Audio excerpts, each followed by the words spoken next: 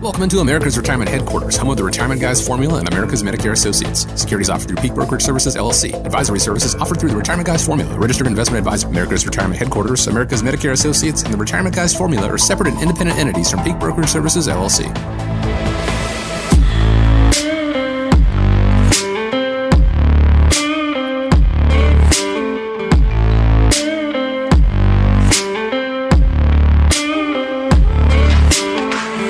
I want to thank you so much for joining us today and welcome you into America's Retirement Headquarters, home of the Retirement Guys Formula and America's Medicare Associates with Nolan Baker and Chaz Price. 419-794-3030 is the phone number.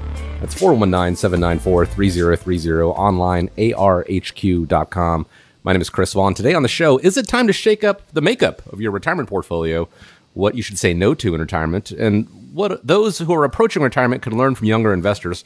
All this and more. But first, longtime listeners of the show will know that America's Retirement Headquarters is a veteran-owned business. And so today being Veterans Day, I want to wish all the veterans out there a happy Veterans Day. Thank you so much for your service. And of course, it is founded by a veteran himself, Nolan Baker. Nolan, thank you for your service. As always, happy Veterans Day to you. How are you guys doing today? We're doing great. Yeah, today is not only a special day because Veterans Day, it's also my son's birthday. So I think Texas Roadhouse is his point and choice for dinner tonight. So sounds good. Yeah, he likes all the great steaks and good food. But also want to send my thanks to all the veterans that are out there. So excited to continue on and keep America great. Yeah, and thank you, Nolan, for your service, and also to all of our veterans out there. It's good for me to be back on the show, Chris. It's been a while. It's been a couple weeks. So coming off the bench today for Scott, so I can hopefully hit a couple proverbial threes and keep our listeners entertained and educated. So looking forward to it. That's what it's all about, the education, the empowerment. Appreciate you guys taking time out of your schedules, as always, to spend with the listeners here. Let's start with talking about something that we've heard a lot lately when it comes to the stock market. That is the word correction. And however you slice it, it never really sounds good. But I have to wonder, what is a correction? Are we in one? And is there anything positive that we can do, in the meantime when it comes to our retirement portfolio? And also, how long do these corrections typically last? Well, I mean, if you think about the last couple of months, I mean, from July to the end of October, the market did really start to have kind of a big pullback, and we saw kind of a pullback across the board in all the markets. And so when we look at it, technically in terms of a correction, we have that. I recently had some folks that had come in. They came out to one of our recent events. And Steve and Linda, if you are looking at their situation, one of the things that they came in was to take advantage of get a second opinion. And looking at the portfolio, they were concerned because they had about a $65,000 drop in their portfolio recently, and were worried because they had saw what was happening into the stock market. To me, I think one of the big takeaways here about market corrections is, like in Steve and Linda's situation, they did not have what is called an investment policy statement in place, meaning that there was not really a discussion about what could and will happen if and when the stock market goes down. Because, whether it's in stock market portfolio with our firm, another firm, at any given point within money in the stock market, there's going to be times that the market goes up and down. But I think it's important to have that investment policy statement, to have those clear communications so you know what's going to happen 95% of the time. You know what the strategies are when things that are the other 5% of the time, like when COVID happened or 9/11 or, major market downturns. So to me, if you are looking at your portfolio and you've been worried about the last couple of months with the market downturn and you don't have an investment policy statement, you don't know what the normal drawdowns are in the market, and or if the market has a major sell-off furthermore than this correction, how much your portfolio is at risk. I think that's one of the things that our office can help you with. We can take your information, we can put it into our software and provide you a specific printout that'll show you 95% of the time during normal market conditions, this is what the experience could look like based upon the way that your portfolio is allocated. And then if it's not allocated and you don't feel comfortable with the amount of level of risk, now is the time to take a look at maybe reallocating the portfolio. So far in the month of November here, the market's bounced back pretty strong here recently. So, markets are a normal part of having corrections. They go up and down, wouldn't you say? Yeah, I would agree with that. They go hand in hand. They're married, right? And so a correction of 10%, I think, as we're preparing for the show today, is not uncommon. I mean, 50% of the time, the market's going to go down 10% or more in any given year. And so I think the big thing to take away, Nolan, is that corrections are temporary. So and we've had a lot of phone calls, and to be honest, we've had some clients reaching, not clients, but prospective clients really reaching out to wonder if this is a normal market, if we're in a correction. And my response has been, well, again, what does that investment policy say, and what are the odds that you would go down more than 10 or 15%? And so you're right. That investment policy statement is the document that kind of just spells out what our hopes and our opportunities are, and some of the threats when it comes to your investment portfolio. Because there are a lot of times when the market is down. According to some research that we have, the S&P 500 experienced 39 corrections of more than 10% since 1950. With the average decline being about 13.7%, and it lasted about 6 months. And so, when you look at a client that maybe is down 10%, if you just looked at the averages, you might say, yeah, they're actually doing pretty good. So you definitely need to have an understanding. And to me, that's where the educational component comes into what we do, Nolan. Is we have to be educators, so that you know what you have, and most importantly, why you have it. We don't expect you to be, investment gurus by the time you leave the office, but we at least want you to have some idea of what you own and what the potential is for that investment, because that's what's going to help you make those average rates of return a reality. Because the market doesn't go up, straight up. It goes up and it goes down, and you have to have volatility to have performance. And so it's like you're married to the volatility if you're in the market. Imagine not knowing who your spouse was, who you're going to marry. It's the same thing with the investments. You expect to be in that investment for a long period of time, so you better know who you're getting married to. Yeah, my wife likes that show, Married at First Sight, but I think when it comes to your retirement, it may not be the strategy to go with. When you're looking at marriage and you're thinking about investing as in those terms, I mean, it's like you said, good communication. It's about understanding the plan. It's about understanding that not every day is going to be sunny on Wall Street. But the flip end of the scale can be, these bad days when the market has a sell-off like it has for a couple of months. Volatility creates opportunity. Mm-hmm.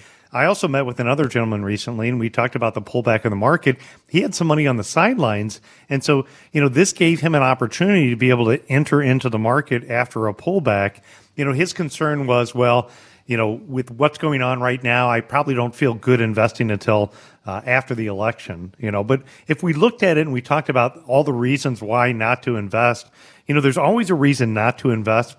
There's so many reasons why that can be a costly mistake. So again, whether you're looking for opportunity or whether you're concerned about how bad things can get, our office is more than happy for you as a radio show listener, whether you're a client or not. Call us up. We'll put together an investment policy statement for you, and we'll help communicate to you how not only to survive but thrive in this type of environment, and how to turn what could be a panic situation into an opportunity for you.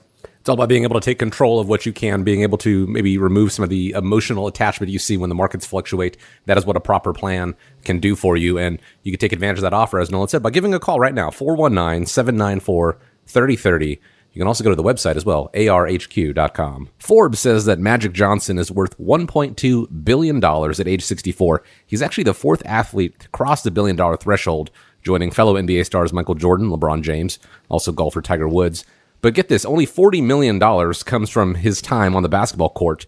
Turns out he's also an MVP when it comes to investing. He has made the bulk of his worth on putting money into sports teams, Starbucks, movie theaters, Burger King's 24-hour fitness, and his controlling stake in an Iowa-based life insurance company. So it goes to show, and it's another great reminder of the power of having multiple streams of income. How do we go about doing that? How can we find something similar, even though we don't have a Hall of Fame NBA career behind us? Well, I mean, if we look at it, none of us really have the $1.2 billion that Magic Johnson does, but we absolutely can learn and take away a lot from, what he's been able to do. For me personally, when I first moved here to Toledo, Ohio, my wife and I, we bought a house over on Hoyles Avenue. We bought a duplex. We rented it, half of it, and lived in the other half. And we got the income stream from that rental property and used it to pay our mortgage. Ended up buying that property for $60,000. Years later, when we moved into our second house, sold the property for $96,000. And so, if you think about it and you think about rental property, Chaz, you and I had a little bit of a conversation about this. I think that's some of the ways that people need to start looking at their financial assets. They need to look at it like rental property, like how I got rental income from that property. I own a commercial piece of real estate here in Arrowhead Park, America's retirement headquarters. We get rental income from our tenants. We work with a lot of farmers. They get, income from their property. When you're talking to people about income, sometimes the word yield, which is what we use in Wall Street terms, doesn't always makes sense when an investor is thinking about their stock market part of their portfolio. But how do you explain, developing the multiple streams of income when somebody's looking at their retirement accounts? Well, when you think about it, there's only two things, in my opinion, that work. It's either you or your money.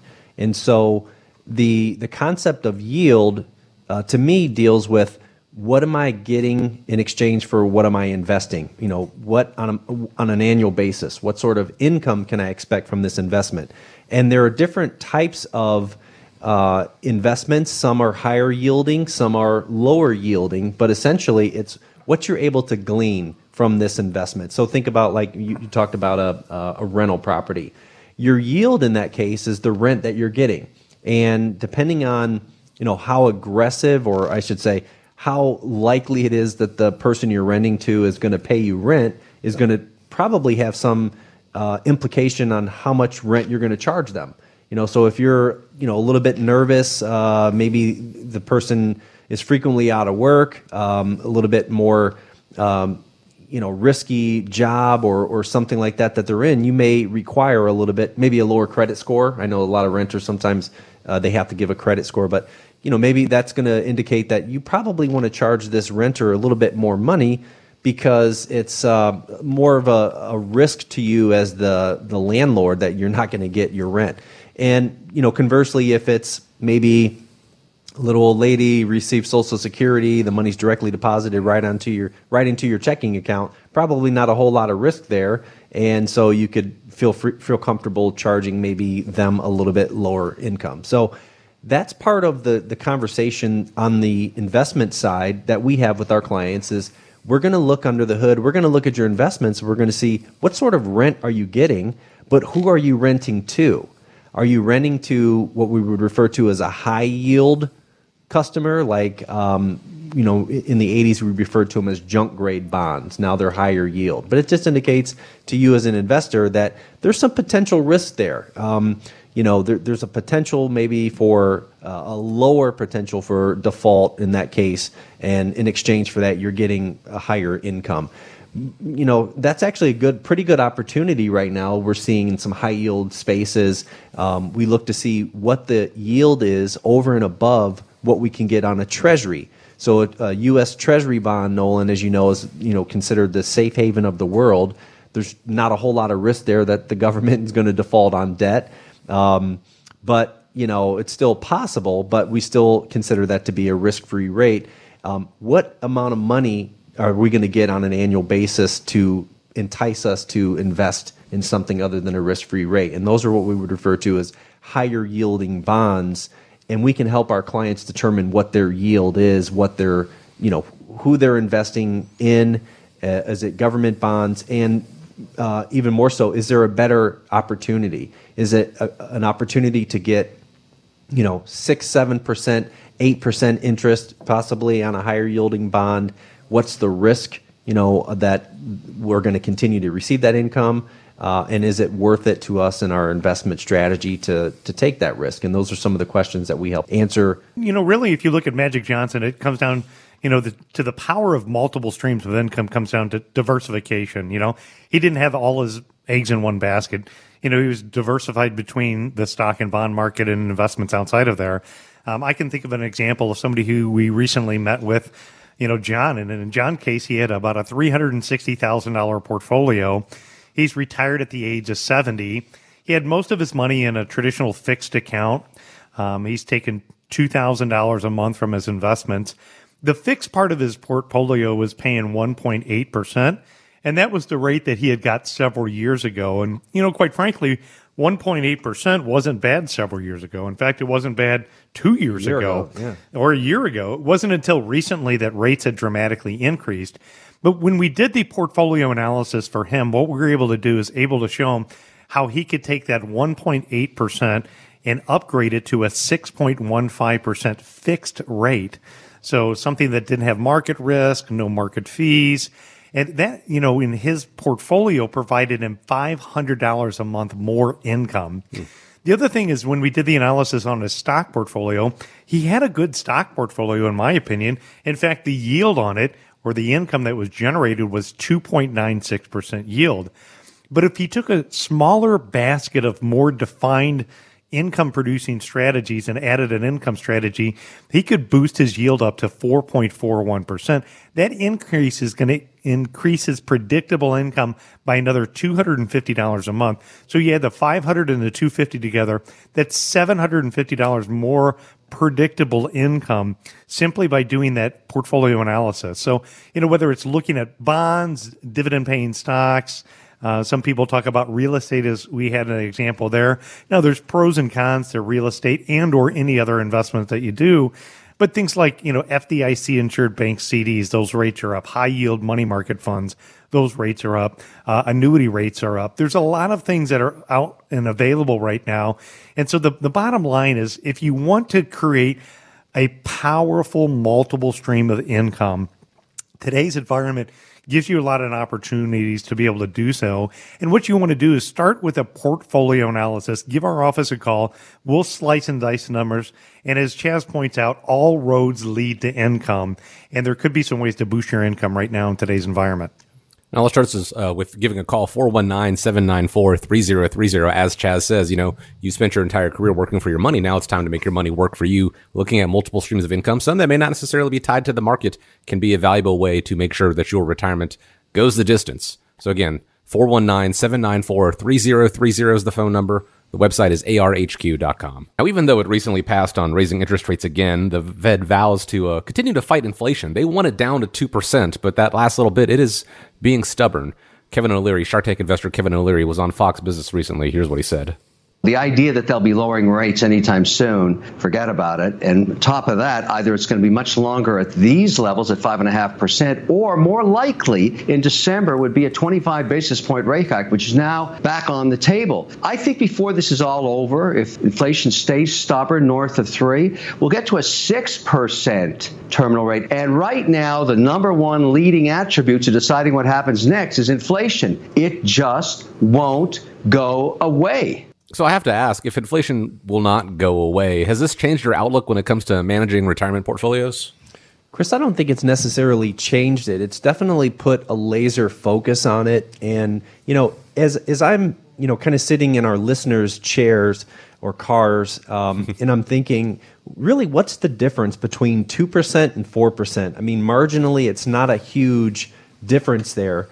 But when you extrapolate that out over time, the impact is really substantial. And what I'm referring to is when we go into a financial planning engagement with our clients and we're running the numbers, and as we've talked about in the past, Nolan, and our listeners may or may not know, but we run a Monte Carlo analysis. It's a fancy term for a computer simulated rendition, or 10,000 different renditions of what your possible outcome could be in this particular scenario, in your retirement scenario. And it's really mind-blowing that, we have the ability to change all the assumptions. Inflation is a big one that we run a stress test on, meaning we can adjust that inflation figure from 2 to 1 to 3 to 4. And what's really eye-opening is the fact that when you change the inflation adjustment, the input there from 2 to 4%, even 1% increase, you take it from 2 to 3, what was a previously a really high probability of success, meaning we give our clients a percentage, let's say 90%, to show that, 90% of the trials in this analysis that we ran, it showed you guys as having money left over at the end of your life. When you increase it by 1%, it immediately moves the needle almost effectively to like 30, in some cases even lower. And so you wouldn't think about that intuitively because it's only 2%, but 2% on top of 2% on top of 2% for the next 30 years really can become a problem. And so it makes sense when the Federal Reserve is been so aggressive at fighting inflation to the tune of in some cases a 500% increase in interest rates, causing a lot of the 2022 market correction.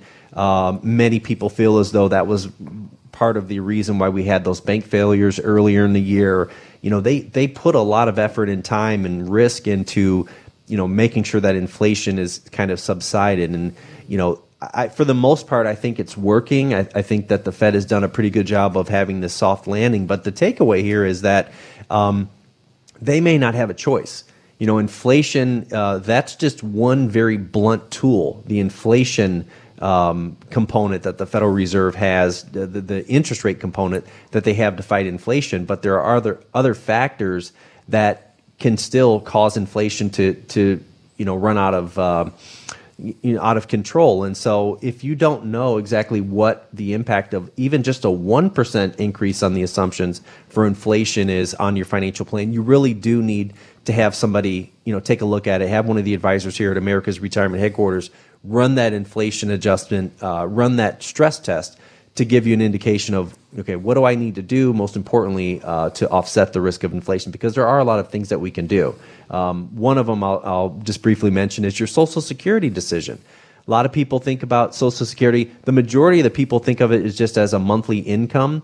But what you really are getting with Social Security is a cost of living adjustment that pretty much keeps up with, if there's any measurable inflation through the CPI, you're going to get an increase.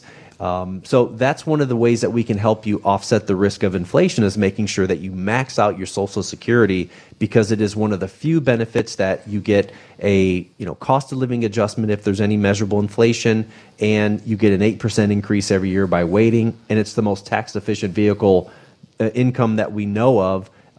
So that's something that we can definitely help take a look at. A lot of people listening to the show have some type of financial plan put in place.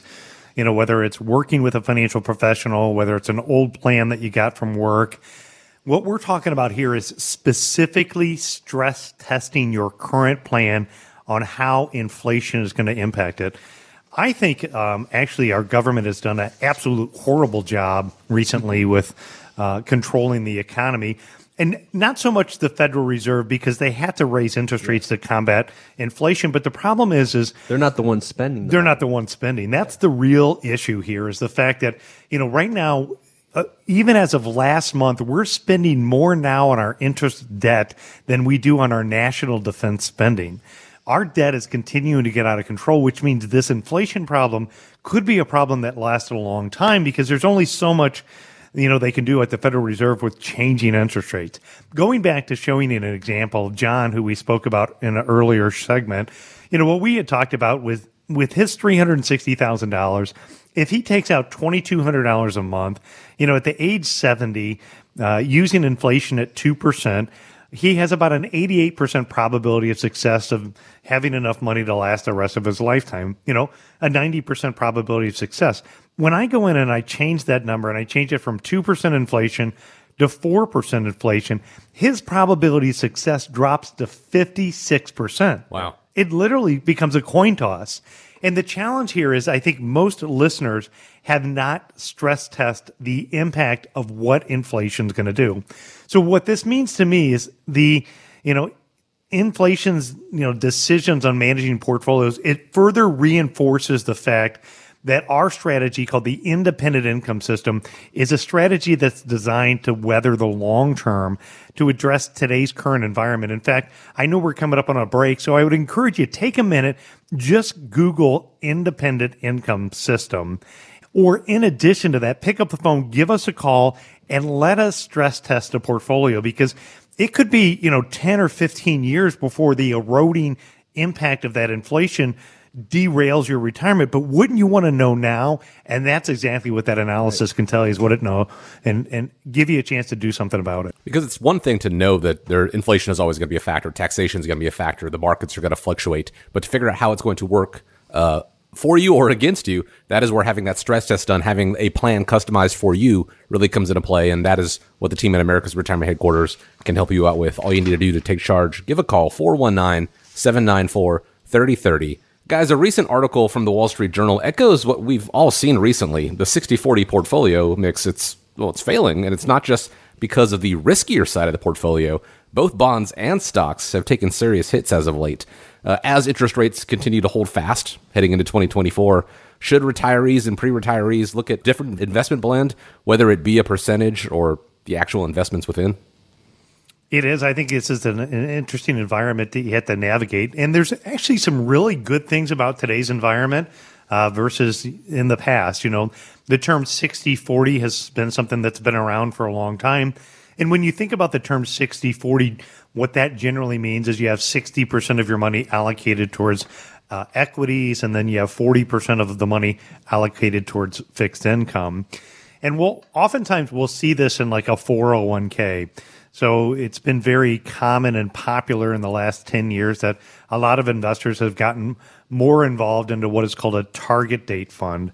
So if you had like a target date retirement fund, or call it a target 2025, what that means is that fund is going to allocate more towards fixed income and less towards equities as you get closer to that retirement date. And in the world of 401ks or, Wall Street terms, fixed income means bonds.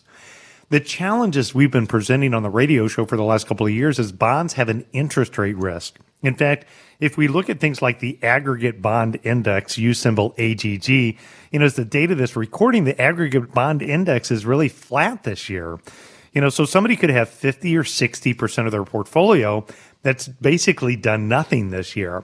While at the same time, as our previous segment pointed out, you have inflation running at, 7, 8, 9%. You have, the cost of dining out up 40% this year. You have the cost of automobiles or food at the grocery store.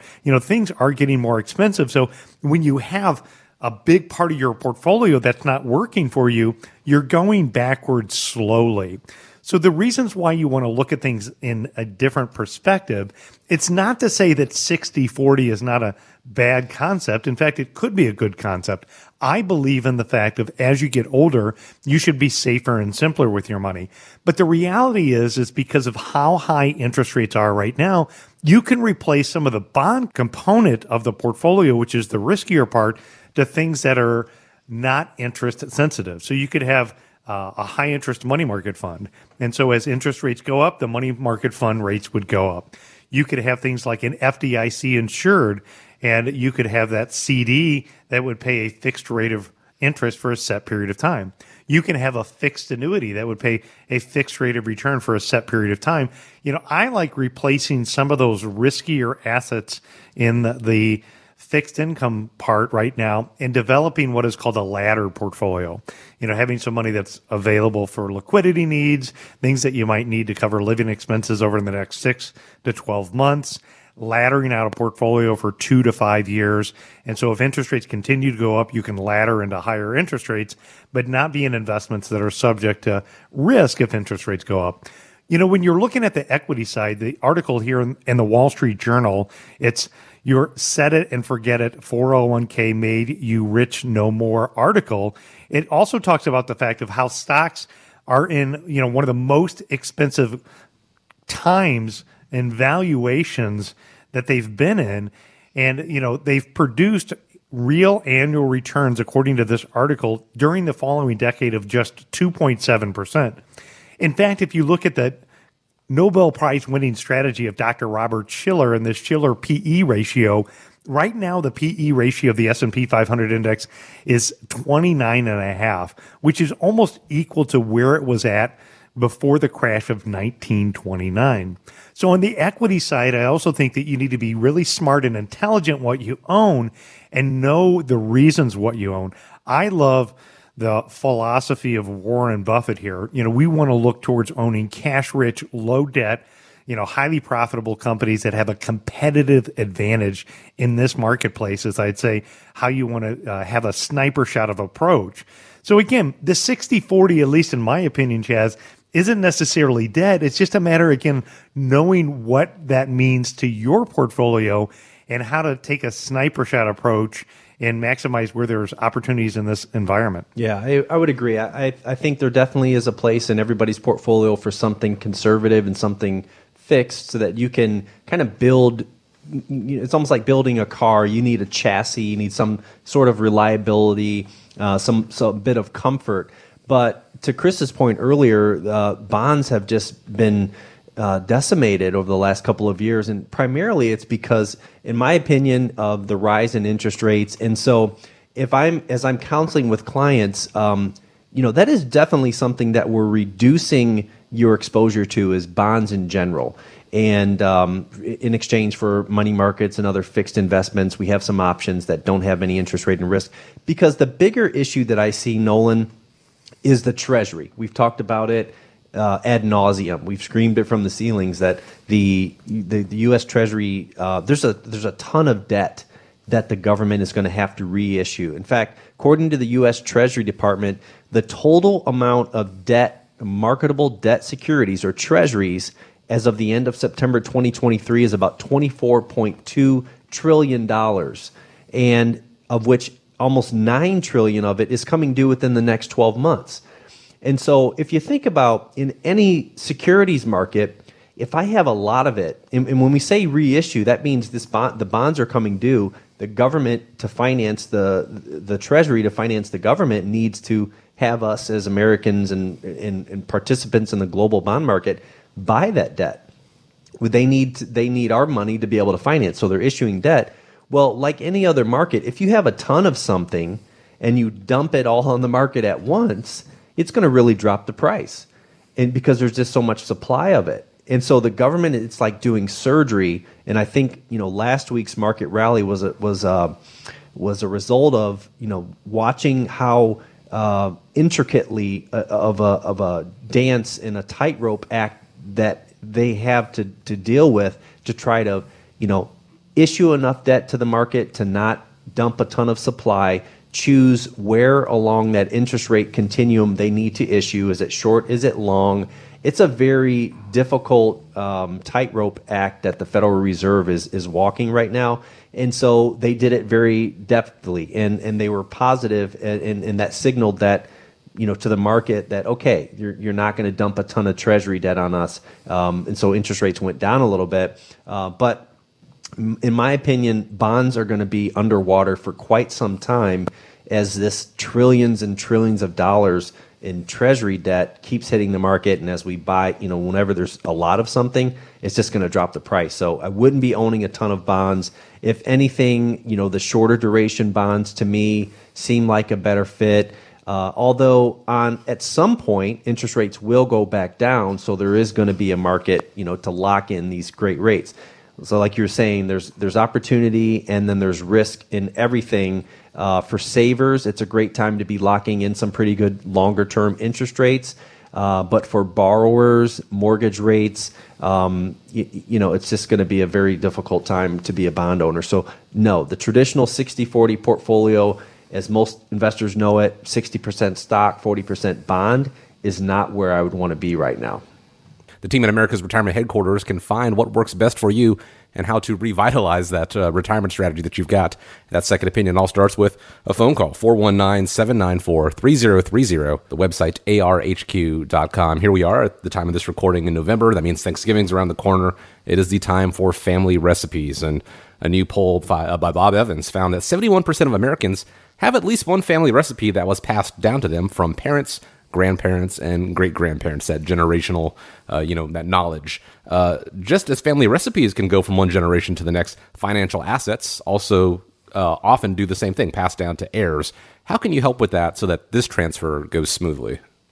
Well, you think about family recipes, I'd say my favorite recipe that was passed down from Grandma is a secret recipe. It's made with rye bread, spicy meat, and cheeses, so it's something I'll probably make for the holidays coming up here before too long. And it's one that's been passed down from generation to generation too. I don't know, any family recipes on your side? My mom makes this Waldorf salad. She thinks that I like it, but I've never liked it. But Mom, hope you're not listening. But we'll probably see some of that at the table, and I'll be forced to eat it. But I think it's a sign of love just like, that you're still doing it anyway. You're still eating it. Begrudgingly, just choke it down. How about you, Chris? Any good family recipes? In a similar sort of situation, my parents first generation immigrants, so Thanksgiving is kind of something they did on their own. Didn't really perfect it. My mom does make a great sweet potato casserole that I do love every single year, and that is one that I've tried on my own. Still can't quite get it right. Just like family recipes, they can kind of go from one generation to the other. Financial assets, as you point out, are often, passed down as well. The challenge is, when you're looking at transferring family assets smoothly, it's not as easy as just handing over that postcard that you have on what your recipe is. Oftentimes there's a lot of blowups that happen, and people, you see families get destroyed over that passing down of the legacy. In addition to that, some of the times that the legacy moves smoothly, if you look at the stats that are out there, a lot of times that next generation will spend those assets, pretty quickly. So it takes even more care and comfort than a recipe, I think, to get it right. To me, it starts first and foremost by having a comprehensive and clear financial plan. I mean, I'm no different in this situation. My parents got divorced when I was in middle school, and my parents got remarried. And, it was at a young age, when I was just really in my early 20s, that my dad, unfortunately, had a heart attack and passed away. He was on his second marriage, but at 49, probably didn't give it a whole lot of thought to it. Really didn't have clear wishes and a comprehensive estate plan put in place. And I think, that created some conflict within the family. When you're looking at your situation, I think one of the things that I would urge you to do is make sure that you have a comprehensive estate plan in place. That could be a will, that could be your power of attorney, your healthcare directives. If you have any special items, I think those are important to list those out. I wear my dad's wedding ring still to this day is my wedding ring. So those special items that you have, make sure, in transferring family assets smoothly, you identify what those are. Sometimes you want to consider having trust. I get a lot of the times people ask me questions about that. And first of all, I would say, we're not attorneys. You should always seek the advice of an attorney before you make, legal decisions. Sometimes there's reasons to have trust and sometimes you don't need them. A trust, generally speaking, is designed to avoid probate. So things like keeping your house out of the probate system, and probate is a process to get your house from your name to somebody else's name. Here in Lucas County, it's very costly. It can be something of a time delay, and a trust can be something that helps keep it private. So people like it because of that. Mm-hmm. I have a trust because I still have younger children. God forbid something happens to my wife and I at the same time.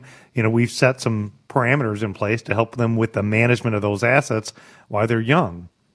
Life insurance, annual gifting, retirement accounts, and how to structure, who gets the retirement accounts. If charities are important, sometimes it's better off to leave some of the retirement accounts versus life insurance to an individual.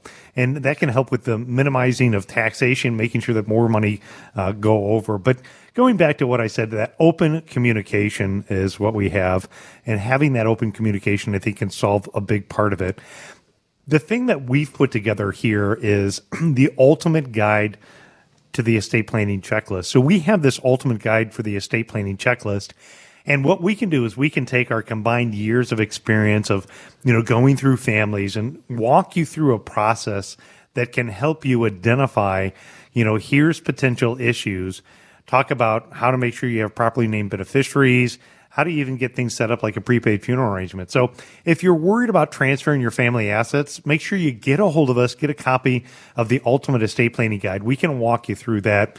And Chaz, you run into the same thing, I'm sure, with clients, and that, losing mom or dad, or losing even a spouse, or God forbid a child. I mean, that's a tragic experience, and it is difficult in helping families transition in that time frame. What would be some of the tips that you give when you're talking with people? Some of the tips that I would give, Nolan, would really come down to just making it easy on the beneficiaries. And I can think of an example. There's a couple of examples that we're still working on. If you have beneficiaries, if you have I don't know, 5 to 10 different beneficiaries on an account. And the concept is it's not just sufficient enough to have a beneficiary, in my opinion, because this particular client had 11 different beneficiaries. Grandchildren, some of which are actually minors. Each person got, a certain percentage. And so trying to, expect one person to coordinate that estate is already difficult. Kids, grandkids are out of state in different, locations of the world. So that's a real challenge. And then on top of that, having somebody handle that, like your executor or your estate that maybe isn't a financial advisor, maybe doesn't understand all the nuances or how to open up an inherited IRA account. I'm not, like you said, an attorney.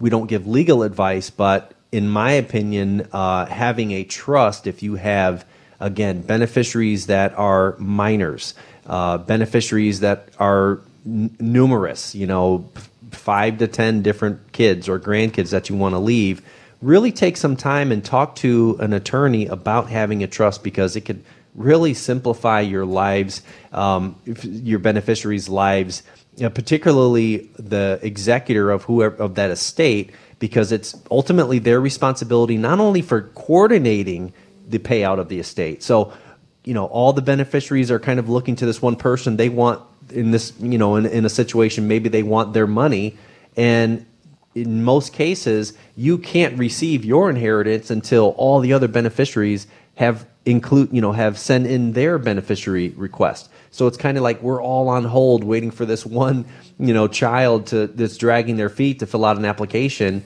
and it's all on that one person. So that begets fighting amongst your children, which is absolutely what you don't want to do. The other advice that I would give is that, again, if you are planning on leaving as a beneficiary a minor, just know that minor obviously cannot inherit those funds. The parents, in many cases, will be the custodian of that minor account. So really, they are the person that's responsible for doing whatever they want with the money. It's ultimately the child's, but the custodian is the person that's going to be taking care of the account and managing it. And if the parents don't have actual guardianship paperwork to show that not only are they the parent, yes, you have birth certificate, but are you financially and are you responsible enough to handle that sort of that money? Generally, some custodians may even ask for guardianship. So it's just not as simple as putting PODs or TODs on everything. It's good. It's certainly better than not having it, but take some time, take the next step, talk to an advisor, will direct you in the right direction, and talk to an attorney potentially about a trust to make it more simple. And that's where the ultimate estate planning checklist comes into play, to make sure that all the T's are crossed, all the I's are dotted, so that that already emotional time, the loss of a loved one, isn't burdened by further familial strains, or what do we do now, or where was this or that. It's something that can be provided to you. All you have to do is give a call and ask for it. 419-794-3030. Be happy to get that in your hands. Take care of this and any of your other retirement questions you might have. 419-794-3030 on the website, arhq.com. Now, it's something that I think everybody wants to avoid, but it has happened on many, many an occasion. What if your planned retirement date happens when we're in the middle of a falling stock market? Should you retire? Should you wait? A new Smart Asset study answered that question by looking at two investors, Dan and Stan. Both of them had $1 million with a 50-50 mix of stocks and bonds and a goal of withdrawing 4%. Dan retired. Stan decided to wait until the market bounced back. If we use the 2001 bear market as an example, here's what happened to them. Dan's $1 million went down to $833,000. Stan, well, he waited a year. He had $1.3 million. Now, we always say you can't time the market, but it appears you can time your retirement. Does this factor in? Is this a consideration in some of your client meetings?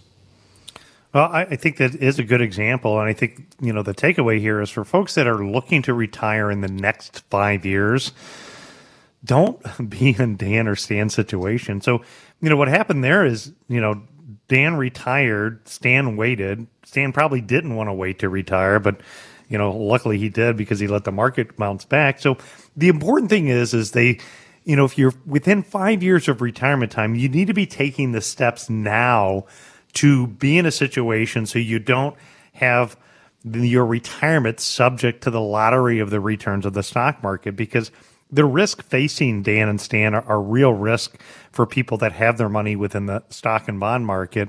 And that's what's called the sequence of return risk. If they move into retirement time and, the market falls right away, I mean, heck, what would happen if that, drawdown in the market was a year after Stan retired? In this case, he hadn't retired, so he had the luxury to stay on and wait till the market came back. But what happened if Stan had his money in the stock and bond market, and then the first year of moving into retirement, the crash happened?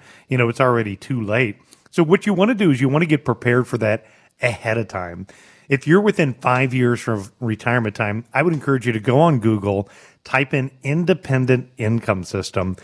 And the independent income system is going to walk you through how to get ready for retirement time using our strategy here of making sure you have money set aside for different time frames. Because the near term is if there's a risk in retirement in the first 5 years of you retiring and you're forced to sell off your investments at a temporary loss, that sequence of return risk can really get you upside down in a big, big hurry. And in this case, I think Stan probably made the right decision. With his portfolio was down, he decided to wait it out and let the market bounce back, versus in the other situation where maybe the risk for Dan is outliving his money because he had that big loss early on. I don't know. What would you say, when you look at those two scenarios? I would say Dan, was it? I guess the one that later, it kind of reminds me of, remember the Dan and Dave, the the like Olympians, back in the day? Oh, yeah. But I think he was fortunate, enough to be able to do that. But sometimes if it's through a health issue, or maybe you have to take off work to care for a loved one, you don't have the luxury of, not retiring and sticking around, or maybe you're let go. And, unfortunately, maybe, you're kind of locked out of the market because of your age or getting back into the workforce. And so he was lucky to be able to do that. But for clients that don't have that ability, I would say you're going to have a plan B. And we always talk about, we can't control the market, but we have a plan for it. And so that's why it's so important that, you work with a financial advisor. Particularly, I'm obviously biased because I work here and we've helped develop the independent income system. But having multiple buckets of money that we could draw on in any circumstance. So we've got our emergency savings, then we've got our medium-term bucket, our longer-term reliable income bucket, and then we've got our longer-term and ultra-long-term, if you will, bucket of money. And so the concept there is that if we run into a situation where we don't have the luxury, the market's down, well, all of our money's not going to be in the market. We've got something that's, I call it tethered to the mountain. Imagine climbing a mountain, that foot slips, you don't have anything locked in. You're not actually tethered to the mountain. I know you climb mountains, Nolan, and the beauty of being, of having, is that called a tether? You're basically like locked in the mountain. You can control how far you're willing to fall. And I think that's absolutely crucial to early retirees, that you control, if at all, how far you're willing to fall. And so we have a dollar amount, maybe it's a money market, maybe it's a savings, to get us through the market correction, where we have a bucket of money that we can draw on that we know isn't going to be exposed to losses. And we have enough money there for 2 or 3 years, looking at the averages on market corrections. We talked about it earlier in the show. Market correction lasts no more than 6 months, maybe a year on average. In some cases, very, very few times, I think 2 or 3 times in history, where they're back-to-back negative years in the stock market. So based on past history, we know that if we have 2 or 3 years worth of income set aside in something that's not going to lose, we can pretty much weather every storm. So I would say that's the importance of having a diversified portfolio and working with a financial advisor to make sure your buckets are filled appropriately, and that you have a plan in case the market does come down right before retirement, because you may not have a choice. You may be sick, you may just be tired, maybe you're sick and tired, I don't know, but you may not have a choice. The other thing that I would just mention to retirees is that age matters. So our industry is rife with a lot of important dates that are based on your age. 59 and a half, So if you're thinking about retiring and you're not 59 and a half, you could be subjected to some penalties. However, there are some rules. The 55 and separation of service rule allows you to retire early and not see that penalty, the 10% withdrawal penalty for accessing your retirement accounts prior to 59 and a half. It's never really too early to get started and serious about your retirement. It's certainly it's never too late. There just may be a little bit more work that needs to be done, but it all starts with a phone call to the team at America's Retirement Headquarters. Figure out where you stand, where you need to get. 419-794-3030 is the phone number. The website, arhq.com. Want to thank you so much for joining us today. As we always do, really do appreciate it. One more time, I want to reiterate Happy Veterans Day to all the veterans out there. Nolan, Happy Veterans Day to you. Thank you so much for your service. And as we wrap up, I want to leave you with the final word. Yeah, again, Happy Veterans Day, everybody. Here's a great quote. Freedom is never free. So thanks for tuning in this week, folks. Just remember, when you think retirement, think America's Retirement Headquarters. It's home of the Retirement Guys Formula and America's Medicare Associates.